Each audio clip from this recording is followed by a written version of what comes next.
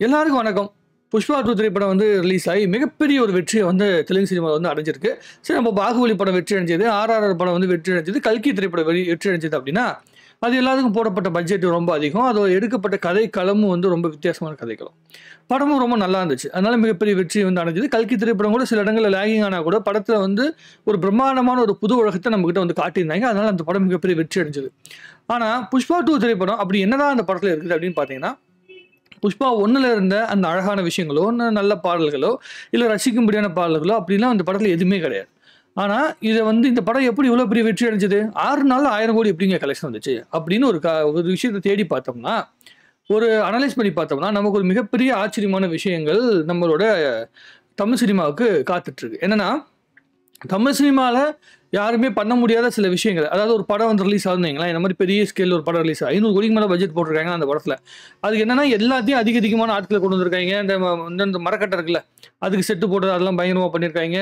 நம்ம அல்லு அர்ஜுனுடைய லுக்கு, அவர் இருக்கிற வீட்ல இருந்து அவர சுற்றி இருக்கிற ஆட்கள், அவனோட குரூப்ல இருக்கிற ஒரு ஆள் செத்து போயிட்டான்னா, அந்த செத்து போன ஆட்கள சுத்தியே ஒரு 1000 பேர் நிக்கிறதுக்கு வந்து கொடையோட நிக்கிறாங்க. இப்படி நெறைய செலவுலாம் பண்ணியிருக்காங்க படத்துல.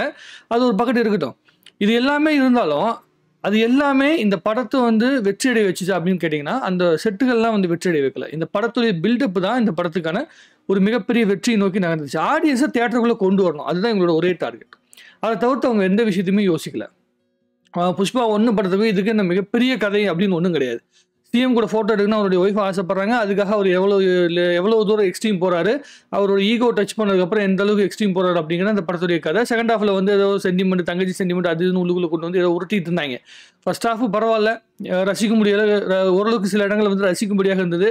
அதாவது தெலுங்கு சினிமாவுக்கே உண்டான ஒரு எக்ஸ்ட்ரீமான அந்த இதெல்லாம் இருக்குல்ல, பில்டப் சீன்ஸ் இதெல்லாம் தாண்டி கூட அந்த படத்தை ரசிக்க முடிச்சுது. ஆனா செகண்ட் ஹாஃப்ல அது முடியல. படம் கிட்டத்தட்ட வந்து 3 மணி நேரம் 15 நிமிஷத்துக்கு மேல படம் ஓடுது. ஆனாலும் இந்த திரைப்படத்த வந்து நம்ம முழுசா வந்து நிராகரிக்க முடியாத ஒரு நிலைமை இருக்கு. அதுதான் இந்த படத்துடைய வெற்றிக்கான காரணம்னு நான் நினைக்கிறேன். ஏன் தமிழ் சினிமானால இந்த இடத்த கொண்டு வர முடியல? இப்ப லாஸ்ட்டா வந்து பார்த்தீங்கன்னா, லியோ திரைப்படம் வந்து கலெக்ஷன் வரும் அப்படின்னு சொல்லியிருந்தாங்க. ஜெயிலர் திரைப்படம் 650 கோடி கிட்ட வந்திருந்தா கூட, லியோ திரைப்படம் வந்து பெரிய வெற்றி அடையும் அப்படின்னு சொல்லிட்டு இருந்தாங்க. அதே மாதிரி கோட் திரைப்படம் வந்து 1000 கோடி கலெக்ஷன் எடுக்கும் அப்படின்னு சொல்லியிருந்தாங்க. நம்ம என்ன பண்றோம்னா, தமிழ் சினிமா ஒண்ணு மலையாள சினிமா மாதிரியான மெயின் ஸ்ட்ரீம் மூவியாவும் போயிடணும். இல்ல தெலுங்கு சினிமா மாதிரியான ஒரு மசாலா மூவியாவும் போயிடணும். 2க்கு நடுவுல நின்னுட்டு இருக்கதான் அந்த தமிழ் சினிமா வந்து இப்ப பண்ணிட்டு இருக்கிற மிகப்பெரிய பிரச்சனை. அதாவது ரியலிஸ்டிக்காவும் படம் பண்ணணும், பிளஸ் மாசாவும் படம் பண்ணணும் அப்படின்னு 2 விஷயத்தையுமே ட்ரை பண்ணி நடுவுல போய் மாட்டிக்கிறாங்க. ஆனா தெலுங்கு சினிமா வந்து எல்லாத்தையும் உடைக்கிறாங்க. இப்போ ஒரு பாட்டு வந்துச்சுல்ல, ஒரு வாட்டி 6க்கு ஒரு வாட்டி, 7க்கு ஒரு வாட்டி, 8க்கு ஒரு வாட்டின்னு ஒரு பாட்டு வரும்ல. அந்த பாட்டுல கூட நீங்க பாத்தீங்கன்னா, அந்த பாட்டெல்லாம் போஜ்பூரி பாட்டு மாரி இருக்கு அப்படின்னு. அப்போ போஜ்பூரி இண்டஸ்ட்ரி வந்து தப்பான இண்டஸ்ட்ரியா? பெங்காலி இண்டஸ்ட்ரி வந்து தப்பான இண்டஸ்ட்ரியா? அப்படி கிடையாது. அவங்க டார்கெட் ஆடியன்ஸே என்ன தெரியுமா? இந்த லுக் இருக்குல்ல, அல்லு அர்ஜுனுடைய லுக் வந்து ஹிந்தி சினிமாவ பார்க்குற ஹிந்தியில இருக்கிற இந்த ரூரல் ஏரியால இருக்கிற டான்ஸோட லுக் தான் அவர் எடுத்துருக்காரு. அல்லு அர்ஜுன் வந்து படத்துல எடுத்திருக்காரு. அவர் படம் ஃபுல்லா அந்த பான் பிராக் போட்டுட்டு சுத்தி இருக்கு. நம்ம எல்லாமே வந்து பாத்தீங்கன்னா, இந்த பரிதாபங்கள் வீடியோல கூட அந்த வடக்கன்கள் அப்படின்னு சொல்லிட்டு இருக்கிற அந்த வடக்கு மக்கள் இருக்காங்கல்ல, அவங்களுக்கு சொல்லும்போது பான் பிராக் போட்டு மென்னுட்டு இருக்கதான் சொல்லிட்டு இருக்கோம். அந்த லுக்லயே ஒரு படம் ஃபுல்லா வரும்போது அவங்க ஈஸியா கனெக்ட் ஆயிட்டாங்க. அங்க டப்பிங்கும் வந்து பாத்தீங்கன்னா ஒர்க் அவுட் ஆனோனே ஈஸியா கனெக்ட் ஆயிட்டாங்க. அதுதான் இந்த படத்துக்கான விசிபிலிட்டிக்கான காரணம். ரூரல் ஏரியா வரைக்குமே போய் படத்த வந்து ஹிந்தி சினிமால பார்க்கறதுக்கு உண்டான காரணம். மலையாள சினிமால எப்பயுமே வந்து அல்லு அர்ஜுனோட படத்த வந்து மலையாள சினிமால பயங்கரமா கொண்டாடுவாங்க. ஆனா இந்த படத்த சரியா கொண்டாடல. தமிழ் சினிமா ஓரளவுக்கு பரவால்ல. பட் ஆனா தெலுங்கு சினிமாவை விட மிகப்பெரிய கலெக்ஷன வந்து ஹிந்தி சினிமா குடுக்கும்னு அவங்க எதிர்பார்த்திருக்க மாட்டோம் நம்ப லாஜிக்கலி. 375 கோடி 6 நாள்ல வந்து ஹிந்தியில வருதுன்னா, அப்போ அந்த கேரக்டர அவங்களுடைய லைஃப் கூட லிங்க் பண்ணி அவங்க வந்து அத இது பண்ணி அப்சர்வ் பண்ணி பார்த்துருக்காங்க. அதாவது அந்த புஷ்பா 2 அப்படிங்கிற அந்த கேரக்டர், புஷ்பா கேரக்டர அந்த நார்த் இந்தியால இருக்கிற மக்கள் தனக்குள்ள ஒருத்தனா அப்படிங்கிற அந்த மனநிலைக்குள்ள வந்து பார்த்துருக்காங்க. அதுதான் அந்த கலெக்ஷனுக்கு உண்டான காரணம் அப்படின்னு நான் நினைக்கிறேன். எனக்கு புரிஞ்ச வரைக்கும். அப்புறம் டிக்கெட் ரேட்ட வந்து இஷ்டத்துக்கு ஏத்தி விட்டாங்க. இப்போ முதல்லாம் வந்து நம்ம கவுண்டர் டிக்கெட் அப்படின்னா, நம்ம இப்போ தமிழ் சினிமாவில பொறுத்த வரைக்கும்னா ரூ. 220 அது வரைக்கும் போடலாம். Counter ticket. அவங்கலாம் வந்து ரூ. 700 ரூ. 800 ரூ. 1200 கவுண்டர் டிக்கெட் போடுறதுக்கு பர்மிஷன் வாங்கிட்டு ஆந்திராலேருந்து இந்தியா ஃபுல்லாவே வந்து டிக்கெட் ரேட்ட வந்து இன்க்ரீஸ் பண்ணுறதுக்கான வாய்ப்புகள் குடுத்தாங்க. ஸோ ஒரு வாட்டியாச்சும் அந்த படத்த பார்க்கணும்னு சொல்லி ஆசைப்படுறவங்க 3 டிக்கெட் போக வேண்டிய ரேட்ல ஒரே டிக்கெட் வந்து வாங்கக்கூடிய சூழ்நிலை வந்ததுனால கலெக்ஷன் பிச்சுக்கிட்டு போயிடுச்சு. அவங்களோட ஒரே டார்கெட் என்னன்னா, படம் வந்து ஆவரேஜா இருக்கு, நெகட்டிவா இருக்கு. இந்த பேர்லாம் வந்து எப்படி வந்தாலும் பிரச்சனை கிடையாது. கலெக்ஷன் வந்துரணும். அதுக்கு என்ன டார்கெட் பண்ணணும் அப்படின்னு சொன்னோனே எல்லாமே மெர்சன்டைஸ் பண்ணிட்டாங்க. இந்த பியர்டோ ஆயில்னு ஒண்ணு இருக்கு. அந்த ஆயில்ல இருந்து அதுக்கப்புறமேட்டு என்ன biscuit packet, Dark Fantasy biscuit பாக்கெட்ல கூட புஷ்பாவோட போட்டோ போடுற அளவுக்கு எல்லாத்துலயும் மெர்சன்டைஸ் பண்ணிட்டாங்க. ஸோ புஷ்பா படத்தை ஒரு மிகப்பெரிய பிராண்டா மாத்திட்டாங்க. அந்த பிராண்டை வச்சு அவங்க வியாபாரம் பண்ணியிருக்காங்க. வேற ஒன்றும் கிடையாது. இப்போ ஐஃபோன் வாங்குறாங்க. ஐஃபோன் வந்து எல்லா ஃபோனுமே லாஸ்ட் 4-5 ஃபோன் பார்த்தீங்கன்னா எல்லா ஃபோனுமே சேம் ஃபியூச்சர்ஸ் தான் இருக்கும். சில விஷயங்கள் மட்டும் தான் மாறும். ஆனால் அந்த ஃபோனை ஏன் வாங்கிட்டே இருக்காங்க? ஒரு பிராண்டு. அந்த மாதிரி புஷ்பா அப்படிங்கிற அந்த படம் வந்து ஏற்கனவே ஒரு பிராண்டாக மாறின உடனே அந்த பிராண்டை வச்சு எவ்வளோ தூரம் இருக்கிறத வச்சு பூசி முழுகி ஒரு கதையை பண்ணிடுவோம். ஓடிடியில் வந்து வியாபாரம் ஒன்றா 3 மணி நேரத்துக்கு மேலே ஃபுட்டேஜ் வேணும். அப்போ 3 மணி நேரத்துக்கு மேலே வந்து படத்தை எடுத்துருவோம். என்னென்ன மாஸ்டின்லாம் தோணுது எல்லாத்தையும் எடுத்துருவோம். அது கிளைமேக்ஸில் வந்து என்ன சொல்கிறது, கழுத்தை கடிச்சிக்கிட்டுலாம் கிடப்பாரு அல்லு அர்ஜுன். அதெல்லாம் பார்க்கும்போது நமக்கே ரொம்ப இரிட்டேட்டிங்காக இருந்தது. நடுவில் ஒரே ஒரு விஷயத்த பெரிய பில்டப்பாக கொடுக்கணும் அப்படின்னு சொல்லிட்டு இந்த ஜாத்ராவில் வந்து வர அந்த புடவை கட்டிக்கிட்டு வந்து அவருடைய சண்டை ஒன்று வருது. அந்த சண்டை காட்சி தான் அந்த படத்தில் ரொம்ப அட்ராக்டிவான விஷயம். அந்த இன்ட்ரோ சமயத்தில் அந்த வருகின்ற அந்த விஷயம் அதை பேஸ் பண்ணி அதை மட்டுமே வச்சு பில்டப் பண்ணி பயங்கரமாக ரீச் பண்ணிட்டாங்க. ஏன்னா அதுதான் அந்த படத்தில் ரொம்ப அட்ராக்டிவான விஷயம். அதை வந்து கரெக்டாக ப்ரொமோட் பண்ணிட்டாங்க. அது வந்து படத்துக்கான வியாபார எல்லையை விரிவடைய வச்சிருச்சு. இப்போது வெளிநாட்டில் ஒரு 300 கோடி கலெக்ஷனு, ஹிந்தியில் வந்து 375 கோடி கலெக்ஷனு, ஒட்டுமொத்த சவுத் இந்தியாவில் ஒரு 400 கோடி கிட்ட கலெக்ஷன் அப்படின்னு வரும்போது தான் 1000 கோடி கிட்ட நெருங்கி வருது படம். ஸோ இது ஒரு மிகப்பெரிய ஒரு பிளாட்ஃபார்மை இந்திய சினிமாவில் வந்து உருவாக்குது. ஆனால் எல்லா படத்துக்கும் இதே மாதிரி டிக்கெட் ரேட் அதிகம் பண்ணால் மக்கள் பார்ப்பாங்களா அப்படின்னு கேட்டிங்கன்னா கிடையாது. எந்த திரைப்படத்துக்கு முதல்ல முயற்சி பண்ணுறாங்களோ இந்த டிக்கெட் ரேட் எல்லாத்தையும் அதிகப்படுத்தி முயற்சி பண்ணுறாங்களோ அதை தான் பார்ப்பாங்க. ஸோ அது புஷ்பா 2 படமாக வந்து அமைஞ்சிருச்சு. அதனால் புஷ்பா 2 படம் தப்பிச்சிருச்சு. ஆனால் புஷ்பா 3 படத்துக்கே இதே பில்டப்பை கொடுத்து இதே மாதிரி வந்து மக்களை ஏமாற்றி உள்ளுக்குள்ளே கூட்டு வர முடியுமான்னு கேட்டிங்கன்னா, அதாவது இந்த மாதிரி ஒரு ப்ராடக்ட் வச்சுட்டு மக்களை உள்ளுக்குள்ளே கூட்டு வர முடியுமான்னு பார்த்தீங்கன்னா கிடையாது. ஸோ அதுக்கு மிகப்பெரிய அளவுக்கு வந்து பார்த்தீங்கன்னா உழைப்பை போடணும். அது என்ன பண்ண போகிறாங்க, அதுக்கு ஏதாவது மார்க்கெட்டிங் ஸ்ட்ராட்டஜிலாம் அவங்க வச்சுருப்பாங்க. ஆனால் தமிழ் சினிமா லேகிங் ஆகிற ஒரு விஷயத்த தெலுங்கு சினிமா கையில் எடுத்திருக்காங்க. ஒவ்வொரு படத்துக்கும் ஒவ்வொரு விதமான ப்ரொமோஷன் பண்ணுறாங்க, ஒவ்வொரு விதமான ஒரு பில்டப் கொடுக்குறாங்க. பாகுபலி படத்துக்கு வந்து கிடைச்ச அந்த வாய்ப்பை அதை அப்படியே வந்து ஆர்ஆர் படத்துக்கு வந்து கன்வெர்ட் பண்ணாங்க. ஆர்ஆர் படத்துக்கு கிடைச்ச வாய்ப்பை அப்படியே கல்கிக்கு கொண்டு வந்தாங்க.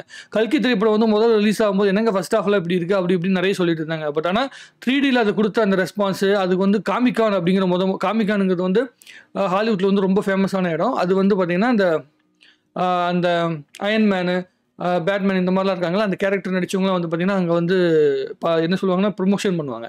ஸோ அது ரொம்ப ரொம்ப முக்கியமான இடம். ஸோ அதனால அது நார்த் இந்தியன் மார்க்கெட்டுங்க, நார்த் அமெரிக்கன் மார்க்கெட்டுக்காக காமிகானில் போயிட்டு வந்து முதல்ல அந்த படத்துக்கான ப்ரொமோஷன் பண்ணாங்க. அதுக்காக மிகப்பெரிய செலவு பண்ணாங்க.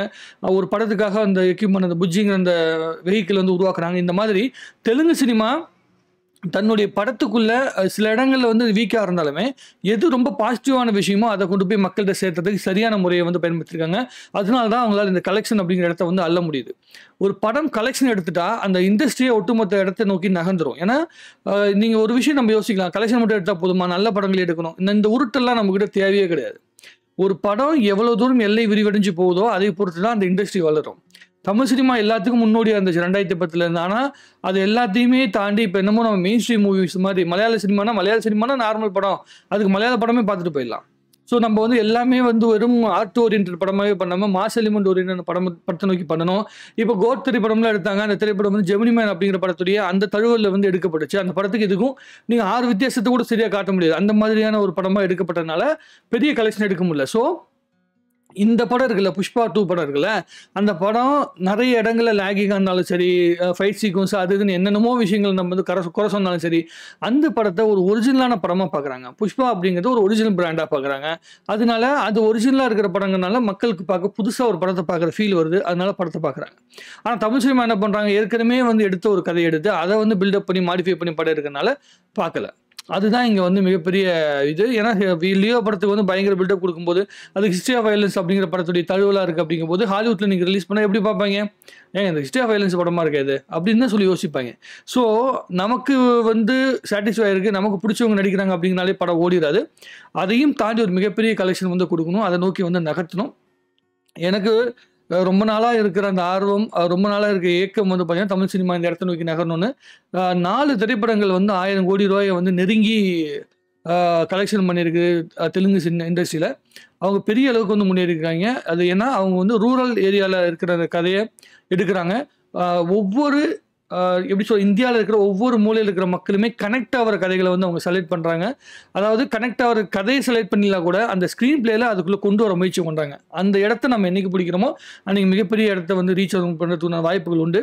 கூலி திரைப்படத்துக்கும் ஜெயிலர் 2 திரைப்படம் தான் அடுத்து வந்து பார்த்திங்கன்னா ₹1000 கோடி பொட்டன்ஷியலாக ரீச் பண்ணுறதுக்கான வாய்ப்புகள் இருக்குது. புஷ்பா 2 படத்துக்காக டிக்கெட் ரேட் இன்க்ரீஸ் பண்ணி எப்படி மக்கள் பார்த்தாங்களோ அதே மாதிரி இந்த 2 திரைப்படங்களுக்கும் மல்டிப்ளெக்ஸில் டிக்கெட் ரேட் இன்க்ரீஸ் பண்ணாலும் பார்க்கக்கூடிய வாய்ப்புகள் இருக்கிறதுனால நார்த் இந்தியாவுக்கு அது வந்து பழகிட்டாங்க.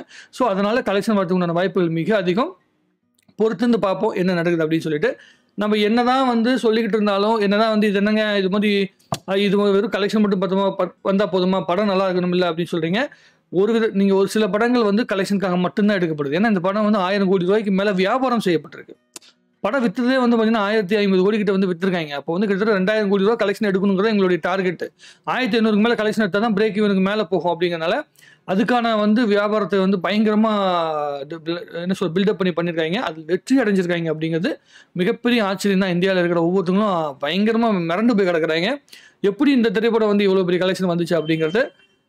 வெற்றியை வந்து நம்ம கணிக்கவே முடியாது. மக்கள் எதை ரசிக்க போகிறாங்க அப்படின்னு நம்மளால் சொல்லவே முடியாது. இந்த படத்தை வந்து ரசித்ததை நம்ம ஏற்றுக்கிட்டு தான் ஆகணும். அஃபிஷியலாக அவங்க வந்து பார்த்திங்கன்னா அந்த ட்விட்டர் பேஜில் வந்து ப்ரொடக்ஷன் ஹவுஸே போடுறாங்க அப்படிங்கும்போது நம்ம அதை மறுக்கிறதுக்கு ஒன்றுமே இல்லை. உங்களுடைய கருத்துக்கள் எது வந்தாலும் சரி கமெண்ட்டில் போடுங்க. உங்களுக்கு புஷ்பா 2 படத்தில் என்ன பிடிச்சிருந்தது, இந்த படத்துடைய வெற்றி நீங்கள் எப்படி பார்க்குறீங்க அப்படிங்கிறது கமெண்ட் எழுதுங்க. இன்னும் நிறைய பேசுவோம். நன்றி, வணக்கம். வாழ்க தமிழ்நாடு, வளர்க இந்திய சினிமா.